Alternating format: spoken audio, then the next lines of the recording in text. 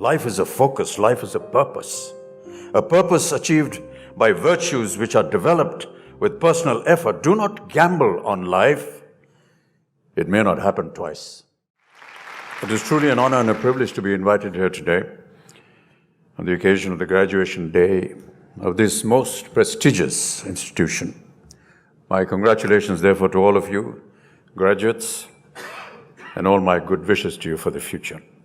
During the interactions with Mrs. Ambani on the protocol of today's function, I noticed that, and also while she was giving her speech, that she always referred to the students as her children, which led me to think that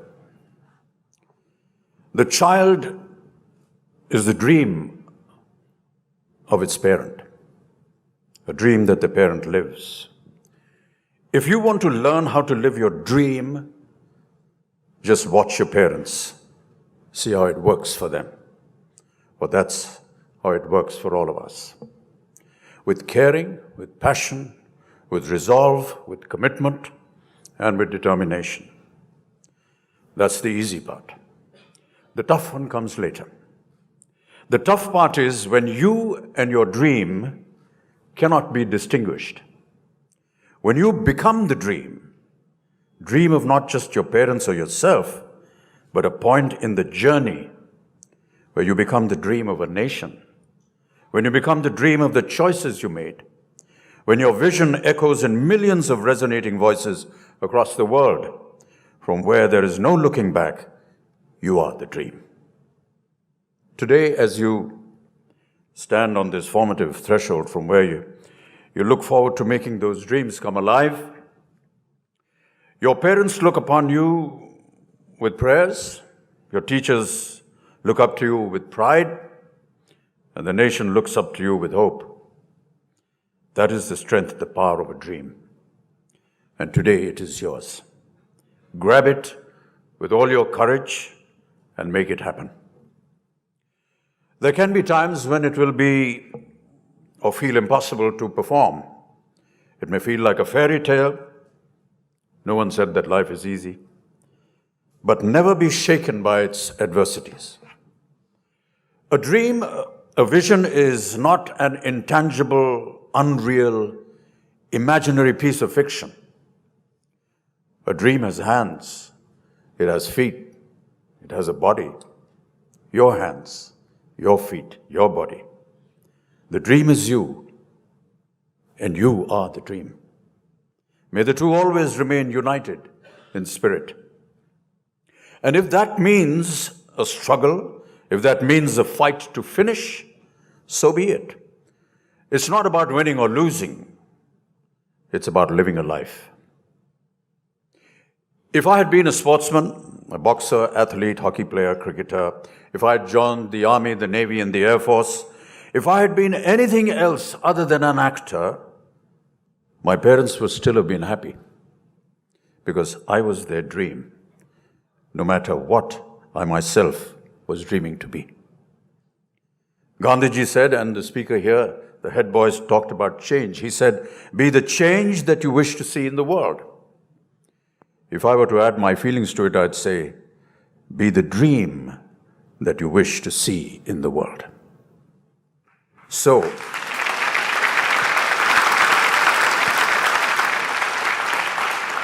live a dream which is neither mine nor yours nor anyone else's, a dream which belongs only to itself. What you bring to the world are the blessings of your parents, learnings of your teachers, and your dreams. They are precious.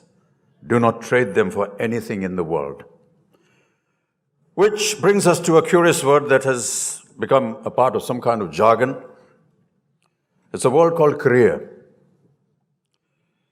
I'm not quite sure I quite like this word, career. Career is literally a dash of speed, like a horse does on a racetrack, bolting at uncontrollable speed without an aim or an objective. Life is not a race course. Life is an order, a discipline. Life is a focus. Life is a purpose. a purpose achieved by virtues which are developed with personal effort. Do not gamble on life. It may not happen twice. A dream, therefore, is much more than a career. The dreams of the parents and the dreams of the child live in one place, remember. That place is called home. Not yours, not mine, not his, not hers. No one person's. A home is always ours, our home. Our dream is our worship. Our vision is our prayer. This is the structure of dreams. This is the bond. This is also the bondage, a bond of love, the bondage of responsibility, be that of a small family or that of a large nation.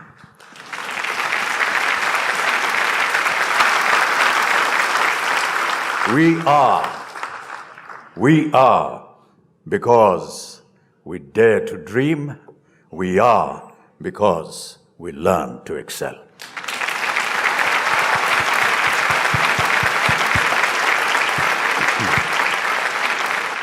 You know, chances are very strong that I could have been in cinema or in any other creative aspect of life without a grounding in education.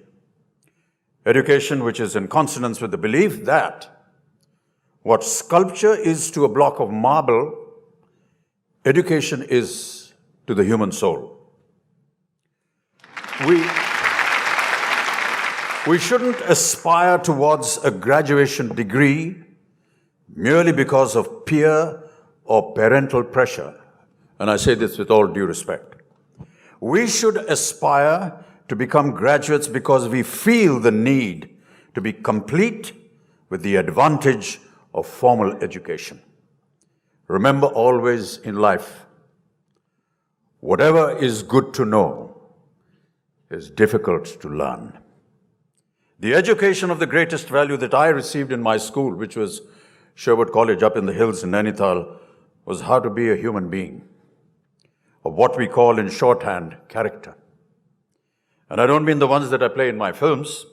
Admittedly, I had the benefit of inspirational parentage, but Sherwood taught me to live in dignity with my peers, live in a community, and live well with myself in the world at large in consequence. Living together, working together, learning together, fighting and loving each other, competing fairly in noble rivalry and cooperating supportively, I learned a sense of fellowship.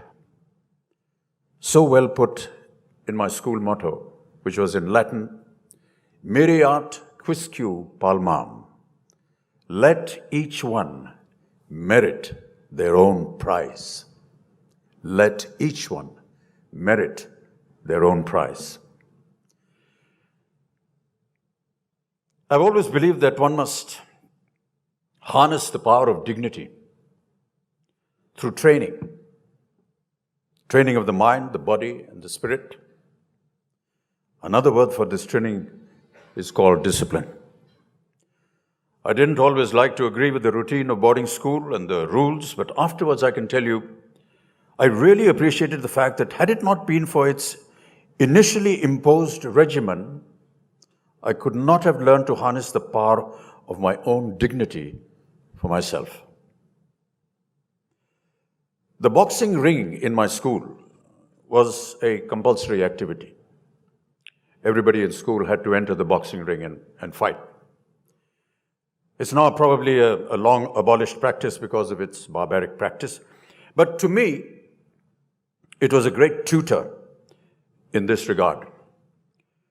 You will have any amount of support from outside the ropes, but inside, you're on your own. Similarly, in life beyond, you may have a die-hard corps of cheering fans, and also perhaps those that jeer at you, criticize you, abuse you, in contempt. But at the end of the day, you must engage life alone. The greatest prize in life is not the recognition of worldly success. The prize, the best crowns the human being, is that of the possession of good character. It is a strenuous prize. It must be re-won. It is also a certainty of mind that there is many a day where I shall fail that prize myself, not for want of trying, but it is the most worthy prize of all, and without its effort, all material success and fame is sheer emptiness. To discover the value of one's own dignity is also to discover the value in the dignity of others, and through that, the dignity of a community. The right to education is a fundamental right, a fundamental human right, a fundamental dignity. To pursue the aim of education for all is therefore a duty of states.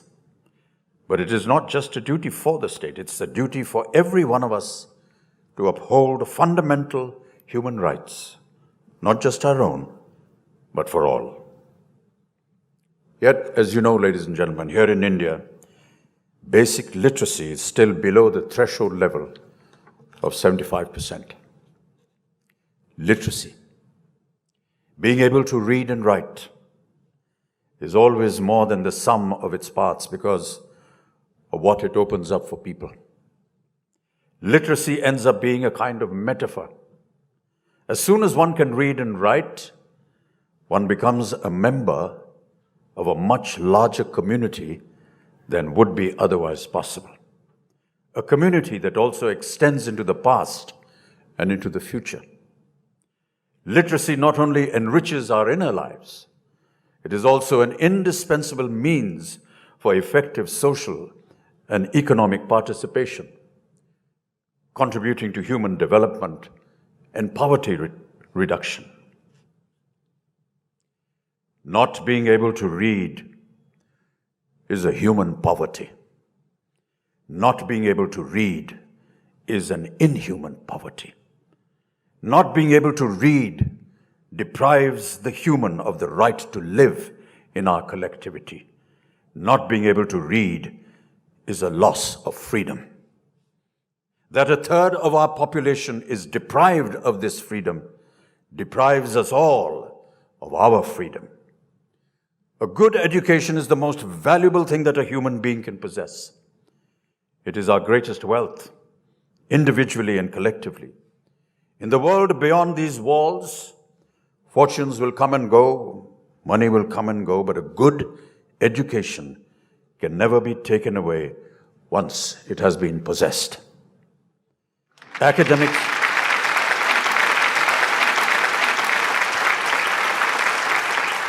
Academic achievement is not enough. The kind of knowledge gained through a good education is more than just the acquisition of information. Knowledge is learning what to do with all that information. That is the role of good character. And learning what to do with knowledge is the path to wisdom. Knowledge is most valuable when it is shared. To all my fellow students, and I call you fellow students because I am still one.